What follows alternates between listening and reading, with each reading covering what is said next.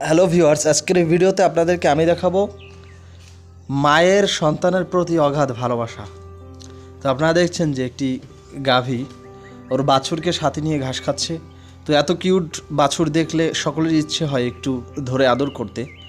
তো সেজন্য একটি ছেলে বাছুরটিকে একটু আদর করার জন্য ধরতে চেষ্টা করলো, তো বাছুরটি দূরে দৌড়ে চলে গেল।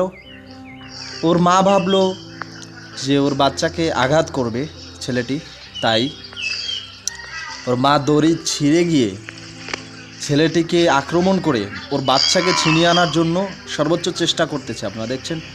কিন্তু দড়ি দিয়ে বাধা, তাই পারতেছে না। বাচ্চাটা দূরে গিয়ে আশ্রয় নিল, আর ছেলেটি চলে যাওয়ার পর ওর বাচ্চা ওর দিকে দৌড়ে চলে আসলো এবং গাভীটি ওর বাছুরকে ফিরে পেয়ে আনন্দে আত্মহারা হয়ে গিয়েছে। একটা পশুর যদি এরকমের ভালোবাসা থাকতে পারে তার সন্তানের প্রতি, তাহলে মানুষের বেলায় একটা মায়ের তার সন্তানের প্রতি কেমন ভালোবাসা একটু ভেবে দেখিয়েন।